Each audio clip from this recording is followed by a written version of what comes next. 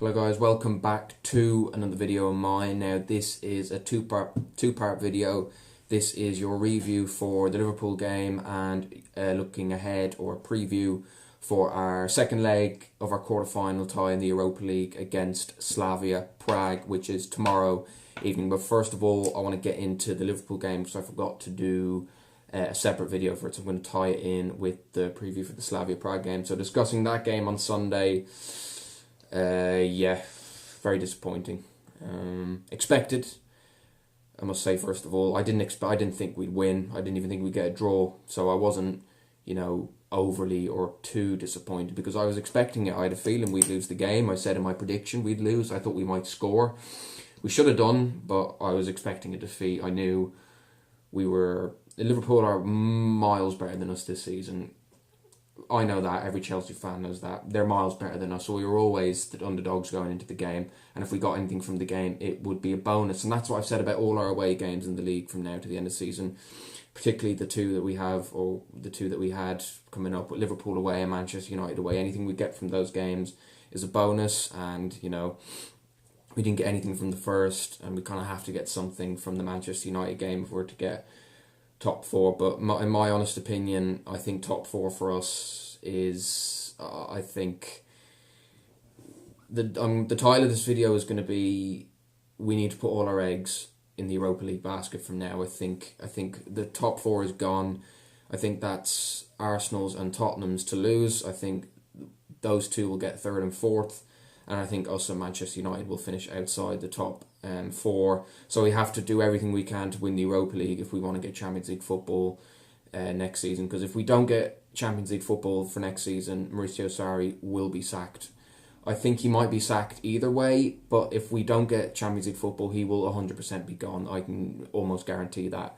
So realistically, our only chance of getting Champions League football is to win the Europa League. So we really do need to put everything into the game tomorrow, and then most likely Benfica in the semi-final, and then potentially Arsenal in the final if we get there. But I'm not even confident for those Europa League games. A potential semi-final I'm not even confident of. So, it's a difficult position for us to be in. But talking about the game on Sunday now, the first half, to be honest, we didn't actually play that bad.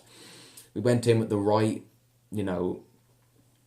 approach, because if we had just taken on Liverpool at their own game, it could have been 2-0 at half time, let alone finish 2-0. So we did all right. We looked threatening on the counter attack. Not really too much to talk about. Willian had a shot which went wide. Other than that, it was kind of more, we just looked threatening rather than actually threaten them, to be perfectly honest. But again, we really did limit Liverpool's threat as well. So 0-0 at half time was good. I was happy with that. I was thinking, okay, we need to approach the second half in a similar way, and then as the game wears on, we might, or we can maybe allow ourselves to be a bit more opposing in the final third. But ridiculous again, the fact that every time we always seem to concede right after half time. I don't know why that is. I don't know what is said at half time. I don't know what the manager does or why the players come out with such a poor attitude and come out as if they're still in the dressing room. It's ridiculous. I don't know how many times that's happened. It happened against Everton. It happened against Liverpool. It's ridiculous. It's just ridiculous. I don't know. As I said, I don't know what Mauricio Sarri says to them, and I don't know why they come out and play as if they're still in the dressing room, or as if it's like, the game's won. It's ridiculous, and it's costing us games and points. And that's the only frustrating thing I have to say from that game. The first goal was poor from Emerson, I have to say. He tried to play it out from the back. He should have just put his foot through that and got rid of it, and Henderson wouldn't have picked up the loose ball, chipped over to Mane, and he put it in for 1-0. The second goal was just, it was quality. Fair play to Salah, great finish.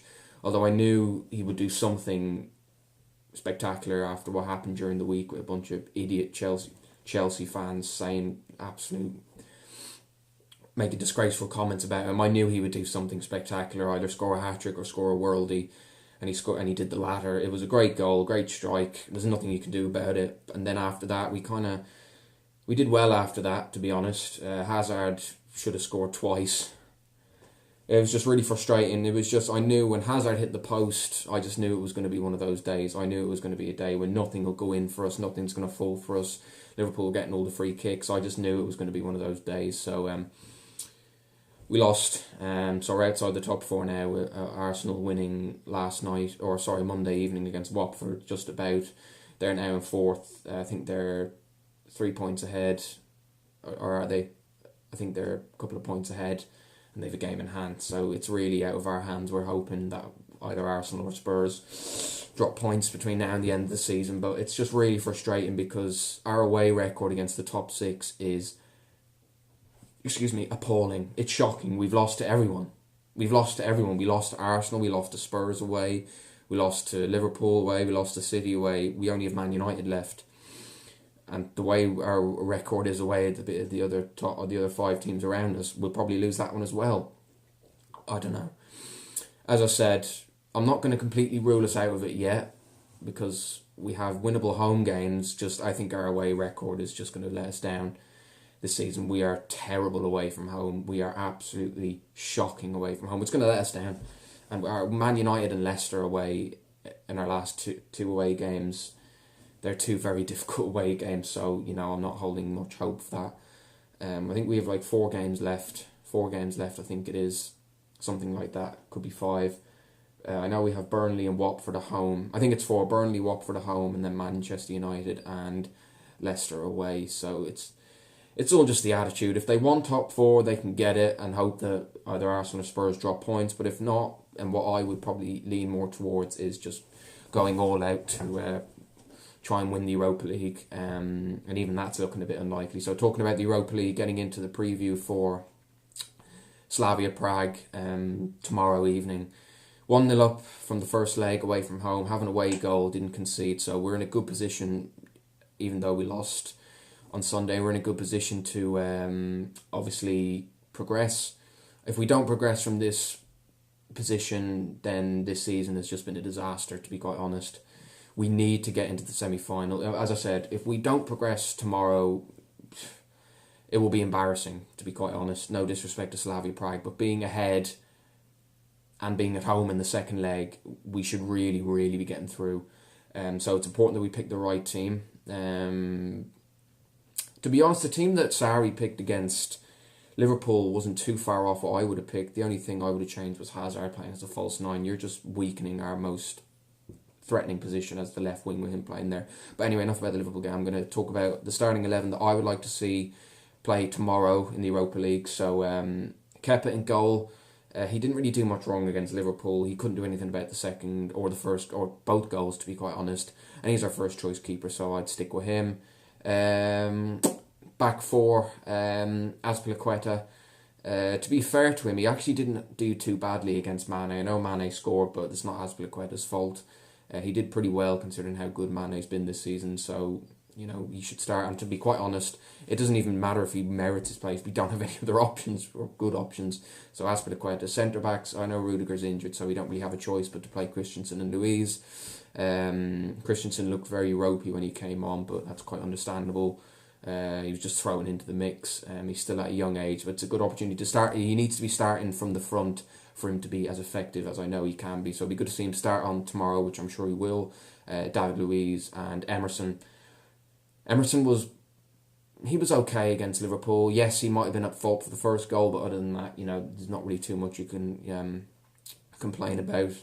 And plus Alonso is absolutely shocking, so Emerson deserves to be playing. You can't drop him for one mistake. Alonso made countless amounts of mistakes and still managed to play nearly every week earlier on in the season. So Emerson at left back. Midfield 3 stayed the same as it did against Liverpool. Jorginho, Kante, Loftus-Cheek. I think that's our strongest midfield 3. Potentially Kovacic, because Jorginho was bang average, leaning towards poor against Liverpool. So, but I'll go with Jorginho because that's what I think will happen, and I think he could be a bit more effective against Slavia Prague than against Liverpool. But so that's Jorginho, Kante, Loftus-Cheek as the midfield 3. Then the front 3, Hazard on the left, Hudson-Odoi on the right, and Olivier Giroud up front. Now let's just discuss something about the striking position. Do not put Hazard up there again. If you play Hazard as a false 9, You are literally taking away our biggest threat that we have. Hazard as our left-sided midfielder is the most dangerous, or is our biggest threat. Hazard as the left midfield. He's the best player in the Premier League on his day in that position. He's not a number 9. He's not a right winger. He's a left winger. Play him there. That's where he's most effective. That's where he's going to do damage. And that's where he's going to cause teams troubles. He should have started there on Sunday. And I hope to God, and I'm hopefully, or nearly sure that he will tomorrow. And Giroud up front, because Higuain was atrocious when he came on. Higuain looks as slow as anything. Does he just get exemption from the gym or something? Does he not go? Like, he was Christ.